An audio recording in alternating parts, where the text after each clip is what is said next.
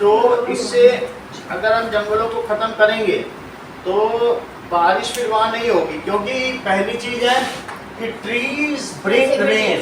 Trees क्या करते हैं? Bring rain. If we deforestation, cut trees, then क्या होगा बताइए? Rain will not come, rain नहीं होगी, और उससे क्या होगा?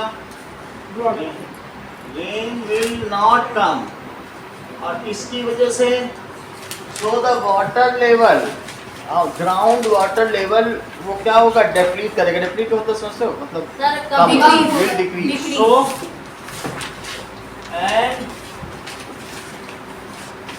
Ground water level will decrease. ध्यान दीजिए, अगर आपने यहाँ पे गमलों में तो पानी डालते हो, लेकिन बताओ जैसे खेतों में पानी डालने की श्रद्धा क्यों जरूरत नहीं पड़ती?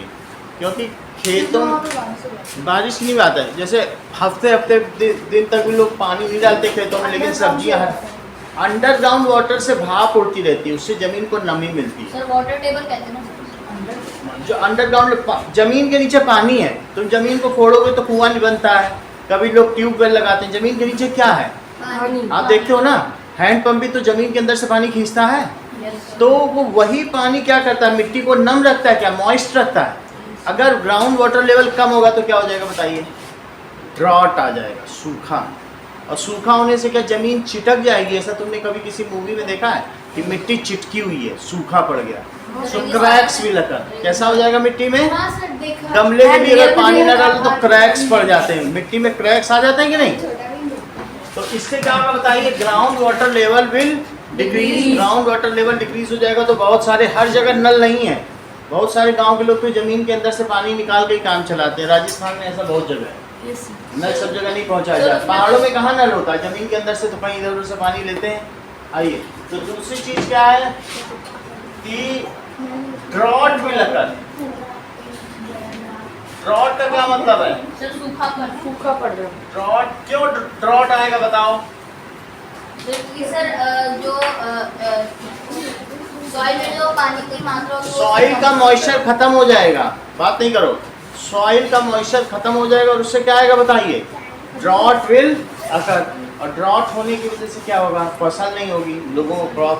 सो there will be scarcity of water grain. अगर सूखा पड़ जाएगा तो क्या फसल उगेगी? तो किसान मांगने लगेंगे। There will be scarcity. किसान ही नहीं मरेंगे। पहली बात कि शहर के लोग ज्यादा मरेंगे, किसान अपने खाने के तो रख ही लेगा, हम लोगों को नहीं देगा। वो बोलेगा पहले। चलो, और तीसरी चीज क्या है कि सॉइल, जो ट्रीज है इट बाइंड्स सॉइल। जो पेड़ है वो क्या करते हैं? जमीन को पकड़ के रखते हैं। तुम क्या समझते हो प्रभात, अगर सारे जो पहाड़ों से पेड़ काट दिए जाए तो क्या होगा? सर क्या है सर, जो सर क्योंकि वो सर सॉइल को पकड़ के रखते हैं। अगर सर सॉइल से छूटे तो सर अगर वो अगर पेड़ काट दो सर, वो सॉइल नहीं पकड़ पाएंगे, जिससे सर वो sand converted into desertification. Sand नहीं, सॉइल। मैं कह रहा हूँ पहाड़ों पे पेड़ है, और अगर मैं इन पेड़ को काट दूं तो क्या होगा? Sir landslide. हाँ सर, लैंडस्लाइड हो जाती है बहुत। जहाँ जहाँ पे पेड़ काट दिए वो मिट्टी ऐसे दरकती है, समझ आए कि नहीं? जैसे उत्तराखंड साइड को अभी सब रोड पे गिर जाते हैं पत्थर, तो क्या होगा बताइए कि जो ट्रीज हैं इट ग्रिप्स सॉइल। ये जमीन को क्या करके रखते हैं? Binds. Binds soil. If we cut tree, अगर हम कट करेंगे trees, then तो क्या होगा बताओ? Then soil जो भी होगी, soil will be पहले ये जो soil है वो fertile होती है, लेकिन अगर मिट्टी नहीं होगी तो इनफर्टाइल रेत में बदल जाएगी, क्योंकि वो रोल कर करके रेत बन जाएगी। हवा उसको रोल कराएगी यहाँ वहाँ। तो इस तरीके से देन जो फर्टाइल सॉइल होगी वो किसमें बदल जाएगी? get converted into sand, soil sand में बदल जाएगी, and land get desertified. desertified का मतलब है मरुस्थल बन जाएगा. मरु का मतलब क्या होता है? रेगिस्तान. ठीक है, तो ये मरुस्थल बन जाएगा. वैसे भी राजस्थान मरुभूमि कही जाती है. ठीक है, यानी मरुस्थल का मतलब है जो डेजर्ट्स होते हैं. ये थार डेजर्ट है. जैसलमेर कोई गया तो देखा होगा. हाँ सर, हार्ड ठीक है, अब क्या देखो, चौथी चीज वो मंगल ने जो बताई कि ट्रीज कंट्रोल या बैलेंस द CO2 लेवल. मतलब O2 लेवल को बैलेंस करते हैं, अवर एटमॉस्फेयर CO2 लेवल को घटाते हैं. Trees decrease CO2 level and increase O2 level. So if trees are cut तो क्या होगा? देन जो greenhouse gases like CO2 will increase, और उनके बढ़ने से क्या ग्लोबल टेम्परेचर बढ़ जाएगा? Then greenhouse gases example CO2 will increase. क्या श्रद्धा ने ये बात बताई थी कि अर्थ के ऊपर CO2 जो है वो ब्लैंकेट की तरह कार्य करता है, और उसकी वजह से यहाँ पर हीट अंदर ही अंदर रहती है और वो बाहर नहीं जा पाती. सन से एक बार अंदर आई तो फिर वो अंदर ही ट्रैप होकर अर्थ को बढ़ाती, टेम्परेचर को बढ़ाती रहती है. तो ऐसे में CO2 विल इंक्रीज हो जाएगी एंड इट विल कॉज, ये क्या करेगा? Global warming. ग्लोबल वार्मिंग बढ़ गई तो ड्रॉट आएगा. ग्लोबल वार्मिंग के तो आप जानते हैं कि कई कॉन्सिक्वेंसेस हैं. ठीक है, तो इस वजह से हमें क्या करना चाहिए? We should afforestation. इसको काउंटर करने में क्या करना चाहिए?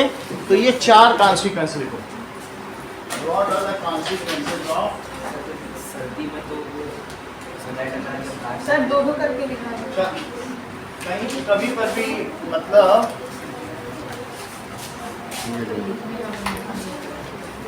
पढ़ लो एक बार पहले अच्छे से.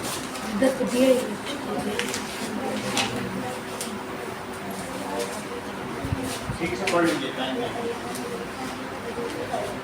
सर सर वहाँ पे लिखा है sir ground water level will decrease and it cause drought. वो तो सेकंड पॉइंट है. सर सेकंड पहले वाला क्या लिखा? ट्री बंक ने आ रहा है. उसे हम ठीक कर देंगे. ट्रीज के बाद क्या लिखा?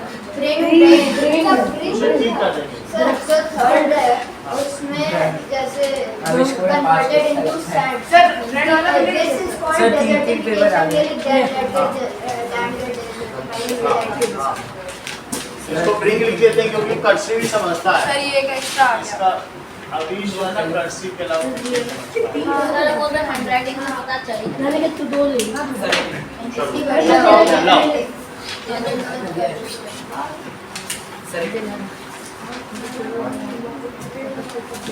चलो आ जाओ. Okay, now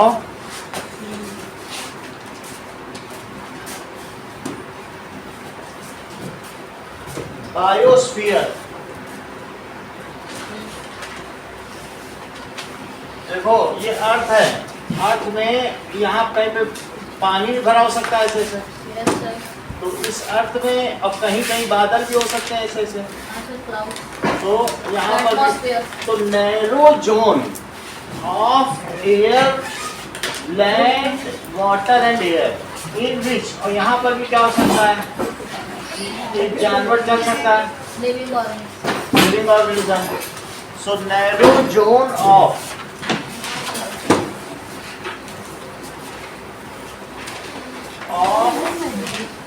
land, water and air. 3 चीजों का. Narrow zone of land, water. Water में भी फिश हो सकती है. The narrow zone of land, water and air in which life exist. जिसमें कोई ना कोई लाइफ, चाहे बैक्टीरिया ही क्यों ना रहता, इन विच लाइफ एग्जिस्ट। इस बहुत सकरा जोन है। अगर आप जाओगे ना तो इस जमीन के अंदर सब स्ट्रेटम में भी खरगोश रहता है, यहाँ बैठा रहेगा, सांप रहता है 1 मीटर नीचे, मतलब सारे living organism living 1 metre 2 metre, उसको लिथोस्फीयर कहते हैं। तो सर अंदर सांप रहता है ना। हाँ, सब स्ट्रेटम, ये स्ट्रेटम है जहाँ तुम खड़े हो, इसके नीचे चले जाओगे तो सब स्ट्रेटम हो जाएगा, सही है। तो कहने का मतलब है वो बहुत पतली सी बेल्ट, चाहे वो एयर में भी 1 किलोमीटर के ऊपर कोई लिविंग लाइफ फॉर्म नहीं है, 1 किलोमीटर तक सभी है, 1 किलो, फिर उसके वहाँ तक बादल आ जाते हैं 1 किलोमीटर, मतलब बहुत सारे है ना। तो नैरो जोन ऑफ किसका बताइए, land, water and air in which life exist is called biosphere. नाम से नहीं पता चल रहा है, बायो, बायो का मतलब लाइफ और स्फीयर का मतलब है, स्फीयर तो जानते ही हो गोला, तो स्फीयर का वो हिस्सा। Biosphere consist of 3 things, that is lithosphere, atmosphere and hydrosphere. Biosphere में 3 चीजें हैं, कंसिस्ट्स ऑफ 3 पार्ट्स, इसके 3 पार्ट्स हैं। पहला है लिथोस्फीयर,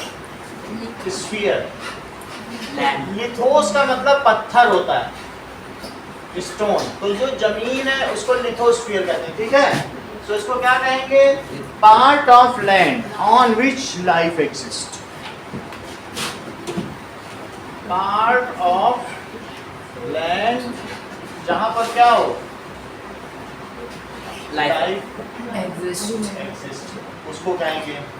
हाइड्रोस्फीयर में कुछ बताओ, water part of water in which living organism, part of water in which, अगर ग्लेशियर में भी सालरस, सील और वॉलरस ऐसे कई जानवर रहते हैं ना, पेंगुइन, तो पेंगुइन भी रहते हैं, तो वो सारा पार्ट है। हाँ, polar bear. So part of water in which life exist. और एटमॉस्फेयर क्या है, sir part of air, sir part of air air in which like birds, life exist. Biosphere तो तुमको पता चल गया। अब जरा देखो बायोस्फीयर क्या करता है बताइए। बायोस्फीयर ऑल्सो इंक्लूड्स, तुम ध्यान नहीं दे रहे बेटा, बायोस्फीयर और क्या इंक्लूड करता है, it also includes the inter relationship between different organisms. अगर तुम्हारे पास रहने वाली बकरियों को मार दिया जाए या कुत्तों को मार दिया जाए तो क्या उसका तुम्हारे पर कोई असर पड़ेगा? Yes, because we all organisms are interlinked with each other, whether we know it or we do not know it. हमने आपस में एक ना एक कोई ना कोई इंटर रिलेशन है। सर अगर हम कहीं रह रहे हैं और साइड में कुत्ता है तो कुछ भी, एक कुत्ते की बात नहीं कर रहा हूँ, अगर one of the species is completely extinct तो उसका जरूर उस वो, क्योंकि इस बाकी लोगों से क्या करता है, लेता है, तो अब लोगों को देखता है, उसी को तो इकोसिस्टम कहते हैं। We all are exchanging the materials from each other, even energy are exchanging. तो अगर सिर्फ चाइना में माओ था वहाँ का प्रधानमंत्री, उसने गौरैया को मार दिया स्पैरो, तो तुम तो बोलो उससे क्या कुछ फर्क पड़ा होगा? उसने वहाँ सब स्पैरो को मार दिया। तो जो पेड़ थे उसमें इतने कीड़े हो गए क्योंकि उन कीड़ों को चिड़िया खाती थी और फिर उससे सारी फसलें खराब हो गई और 20 लाख आदमी मारे गए। तो इस तरीके से भी all are interlinked with each other, हमें पता नहीं है। तो इसलिए ये क्या बताता है, बोलो अभिष? कि जो बायोस्फीयर है, अगर उसके अंदर कोई भी एनिमल डेथ हो जाती है तो कितना अच्छा बताया अभिष ने। Biosphere includes the inter relationship between different life forms. या तो इन्होंने बुक से देख के बताया होगा, नहीं तो इतनी रिच वोकैबुलरी कहाँ किसी की है। देखो इस चीज को, ठीक है, जो कैपर होगा वही कैप्टन होगा, क्योंकि ये कैपर है, इनके सर पर कैप है। तो क्या बताया था, फिर से बताओ बेटा एक बार। फिर जो बायोस्फीयर है वो वाह कितना बढ़िया। अब देखो उस रिच वोकैबुलरी को देखो, मतलब एक कैपर ने हम लोगों को कितना ज्ञान दिया कि सुनो इस चीज को, biosphere includes the inter relationship between different life forms and also with atmosphere. जो चारों तरफ चीजें हैं ना, उनसे भी रिलेशन है इसका। तुम केवल दूसरे जानवरों से, दूसरे और लाइफ फॉर्म से ही चीजें लेते देते नहीं हो, एटमॉस्फेयर से वाटर लेते हो, हवा लेते हो, ये सब बायोस्फीयर में आता है। सही है, इट इंक्लूड्स। नाउ अब मंगल हमको बताएंगे what does it mean by protected areas. Sir वो जो पानी में जो पानी जब जम जाता है वो लिथोस्फीयर में कौन होता है? हाइड्रोस्फीयर। हाइड्रोस्फीयर। सुनिए, due to human intervention many of the species are endangered. बहुत सारी स्पीसीज क्या हो रही हैं? So government has selected some areas and is taking care of it to keep these endangered animal in it and so that they can be re-established। उनको फिर से प्रजाति बना सकते। तो उस चीज को प्रोटेक्टेड एरियाज कहते हैं, जैसे bird sanctuaries, national parks, bio reserves. तो ये सब क्या है? प्रोटेक्टेड एरियाज है, जहाँ पर ऐसे जानवर जो कि विलुप्त होने वाले हैं, विच आर एंडेंजर्ड, उनको रखा जा सके। तो इस चीज को लिखो। ड्यू टू ह्यूमन इंटरवेंशंस, बहुत सारे जानवरों की क्या हो गई लाइफ? एंडेंजर्ड हो गई। लिखो इस चीज को। Due to human intervention. Intervention का क्या मतलब है? हस्तक्षेप। ठीक है। मैनी लाइफ फॉर्म्स, उसमें से एक टाइगर भी है, are endangered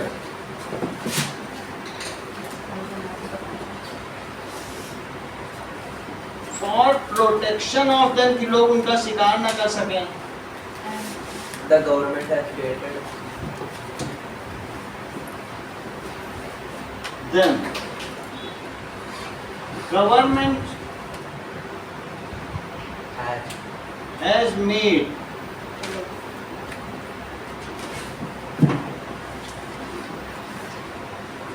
some protected areas where poaching का मतलब ही है शिकार करना, of such animals is prohibited। Sir हाथी का होता है सर उसके दांत। where पोचिंग, जिसे पोचिंग नहीं आप समझ में है POACH तो किलिंग लिखना हो, अदरवाइज पोचिंग ही वही चीज है। Hunting, killing, hunting of such animals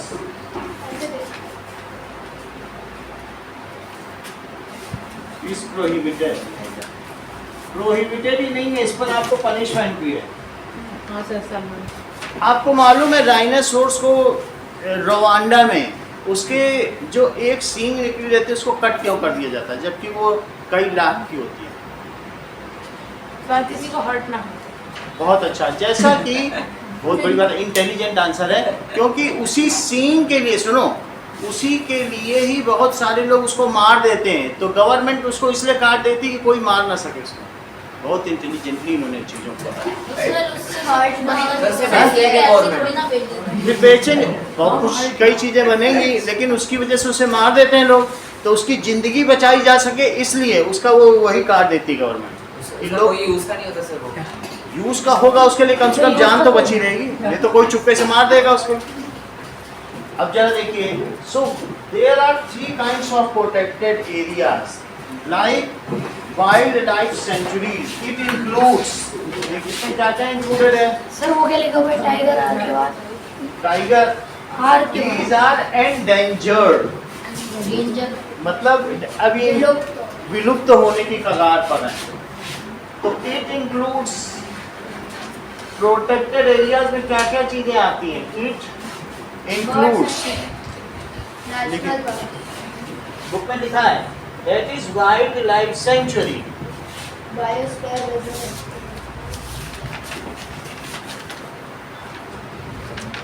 अलग से टेबल बनी है, हाँ उसमें लिखा हुआ है national park Here animals are protected from disturbance, ठीक है, and in their habitat. यहाँ क्या होगा? इनहैबिटेड। एनिमल्स। अभी इन तीनों के बीच में हम लोग चार डिफरेंसेस भी देखेंगे, ओके, क्योंकि ये बुक का क्वेश्चन है एक्सरसाइज का, तो वहाँ तो here animals are kept in their habitat. नहीं, इन तीनों के बीच में चार डिफरेंस में ये कह रहा हूँ, केप्ट इन देयर हैबिटेट। बोलो वाइल्ड लाइफ सेंचुरी में मंगल और जू में क्या अंतर है? सर जो जू है वहाँ पर एक पिंजरा या उनको एक लिमिटेड स्पेस ही मिलता है, और जो वाइल्ड लाइफ सेंचुरी है वहाँ पर उनके जैसा एनवायरनमेंट एंड बहुत सारा फ्री स्पेस मिलता है। फ्री स्पेस मिलता है। अगर यहाँ शेर को भूख लगेगी तो खुद शिकार करके खाएगा, और जू में उसको मीट दिया जाएगा। दोनों में फर्क है, उनको उनके हैबिटेट में रखा जाएगा। अब जरा देखिए नेशनल पार्क।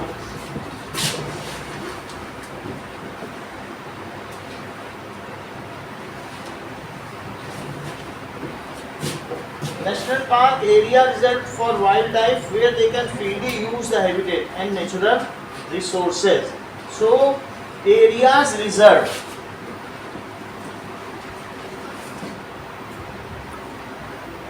for, अभी मैं अंतर बताता हूँ, wild life, okay.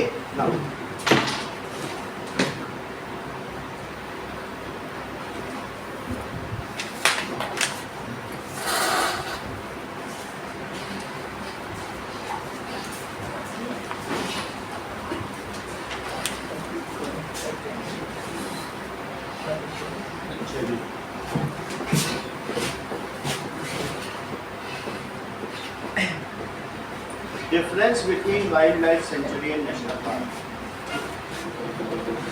Mornington Academy, Halsa, a wildlife sanctuary is specifically designated to देखो, protect animals. areas reserved for wildlife as well as plants protection.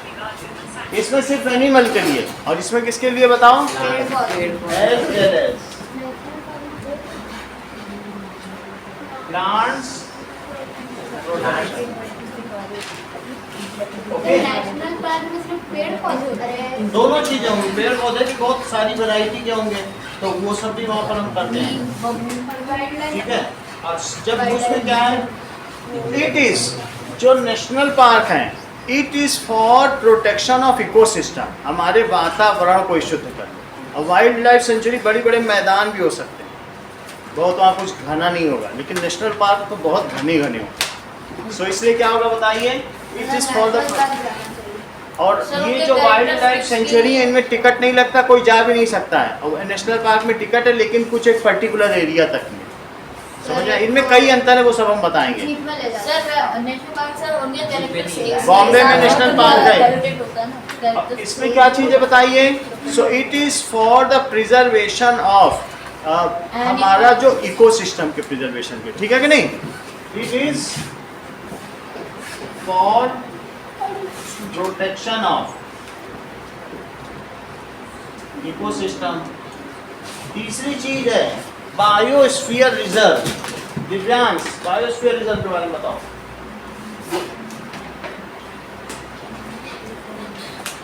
So there is entry ticket is there, जबकि इसमें क्या होगा, no entry ticket, कोई जा नहीं सकता है, नहीं तो शेयर मार देगा तो किसी की कोई गारंटी नहीं है, बिल्कुल बंद है। अब जरा देखिए difference, what is biosphere sir reserve, entry ticket नहीं, एंट्री अवेलेबल होना चाहिए। What is Sir, biosphere reserve? Sir ये कंजर्वेशन ऑफ बायोडाइवर्सिटी के area, large area of protected land for conservation of wild life, plants and animals. इसमें biodiversity सभी कुछ है, animal resource and traditional life of tribal की भी देखी जाएगी। जहाँ पर बायोस्फीयर रिजर्व है वहाँ ट्राइबल भी रहेंगे, आदिवासी भी रहेंगे। सर ये किसी के अंडर आता है बायोस्फीयर रिजर्व? हाँ, बायोस्फीयर रिजर्व में जो कॉमन मैन की एंट्री नहीं है, जो वहाँ के लोग हैं और वहाँ की लाइफ है, जैसे नागालैंड, ये सब बायोस्फीयर सर रिजर्व है। मतलब वो कुछ एरिया होता है। हाँ, लार्ज एरिया है, उसमें प्लांट्स हैं, वहाँ का हैबिटेट है, एनिमल है, उसको उसके प्रिस्टाइन फॉर्म में मूल रूप में बनाए रखना एक है। गवर्नमेंट बनाई है। गवर्नमेंट बनाई है, यानी अगर आप चाहो तो नागालैंड में ज़मीन नहीं ले सकते, वो बायोस्फीयर रिजर्व का एक लार्ज पार्ट है। वहाँ के लोग जो एथनिक ग्रुप है वही ले सकता है। तो उससे वहाँ का जो जैसा कल्चर है, जो वहाँ का ट्राइबल लाइफ है, वो वही बना हुआ है। तो इस तरीके से कर तो large area of protected land. शुरू में 1970 में बहुत कानून बना दिया था इंदिरा गांधी ने कि नागालैंड वाले जब किसी आदमी को मार के खाएंगे तो उनको मौत सजा होगी। लेकिन जब बाद में पता चला ये तो नागालैंड वालों का कल्चर ही है कि आदमी को मार के खाना, तो फिर सजा हटा दी गई। बोले वो तो ट्राइबल्स हैं, वो तो खा सकते हैं। सर आदमी को मारे हाँ, मारे पे आदमी मार के जब वो हम लोग जाते थे वहाँ जैसे पर तू जा रहा है ना तो मार के खा जाते हैं। सर घूमने भी फिर नहीं बात- जाते। हाँ। बहुत सारा सामान है। समझ में आ गई बात की नहीं? फिर ये नियम हटा दिया गया, अब उनको सजा नहीं होती। गलत है सर ये तो। वो अपने एरिया में अगर ऐसा कर रहे हैं तो सजा नहीं होती। वहाँ पर वहाँ कोई मरता है तो भी उसको पका के सेलिब्रेट करते हैं। और हमारा और हमारी सर अस्थियां भगाई जाती हैं। Sir now large area of protected land, देखो इस चीज को, सर कुछ क्या large area of protected land किसके लिए बताइए? For conservation. 3 चीजों के लिए। देखो ये सिर्फ किसके लिए? एनिमल के लिए, ये एनिमल एंड प्लांट्स के लिए, animal plants and tribal life. For conservation of animals, plants and tribal. Sir इसके नोट्स कर दीजिए। बन है, अभी वो लेके आने वाला है पेपर। 30 बंडल मंगाए हैं, पेपर आ जाएंगे तो बनवा देंगे। जीरोक्स पेपर पेपर का। अब इतनी बात तुमको समझ में आ गई ना? चलिए, सो सर इसको नोट करो। Sir done. सर लाइफ के बाद क्या सर लिखा 2 है? मिनट का लिखना चाहिए। इसके बाद सर वो सर नीचे नीचे प्रोटेक्टेड एरिया। वो भी लिखना stop. Sir sir protected area, left side. Protected areas के फर्स्ट लाइन पे लाइफ के बाद फॉर्म देख लो, हमें प्रोटेक्टेड एरियाज ही नहीं मिल रहा। सर तुम लेफ्ट में Left नीचे side, हेडिंग left है ना side. प्रोटेक्टेड एरियाज का first and many life due to human intervention, मनुष्य के हस्तक्षेप से many life forms are endangered. जो फॉर्म्स पूछ रहा था लाइफ के बाद। फॉर्म्स भरते नहीं हो सर आप दिखाइए। चल, life forms define biosphere and right it's 3 types. अब हो जस्ट प्रोटेक्टेड एरिया वाला नहीं। अभी सर करा ऐसा रहा है। क्वेश्चन रोज क्यों यार? सर को right define protected area. Sir define protected area. It includes what? सिर्फ नाम लिखना, तीनों के नाम लिख देना। ये नहीं लिखना। हैं? सर वो हेडिंग रहा है तो सर अरे heading सब बोलो। नाम लिखना है ना। हेडिंग तीनों नहीं के तो वो नाम। एक एक लाइन लिखना भी है। ये एक लिखना। लाइन सब में लिखना, पहले वाले में लिखना, क्योंकि हमें 4 डिफरेंस बताने। एक अभी सीखो, 3 तो फिर भी बताने ले जाएंगे। पहले में it is a large area for protection of animal, it is a large area for protection of animal and plants, it is a large area for protection of animal plants and tribals. ये difference तो सीखो। Sir ये भी लिखना है। अब देखो protected areas क्या होता है बताइए? ड्यू टू ह्यूमन इंटरवेंशन या इंटरफियर, तुम्हें क्या अच्छा लगता है? सर इंटरफेयर इंटरफियर, ह्यूमन के इंटरफेयर की वजह से क्या होगा? जो animals life is at stake या एंडेंजर्ड लिख देना। Government has plan to protect some areas for किसके लिए? जानवरों के लिए। जानवरों के लिए, ठीक है। इसमें किलिंग का प्रोहिबिटेड है। किलिंग को मारेंगे ना वो हमारे इसलिए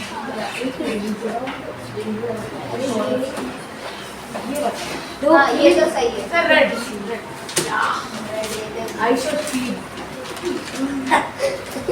ऐसे स्पीडिंग अरे फ्री फायर दे सर वो देखो तो नीचे नीचे बंद कर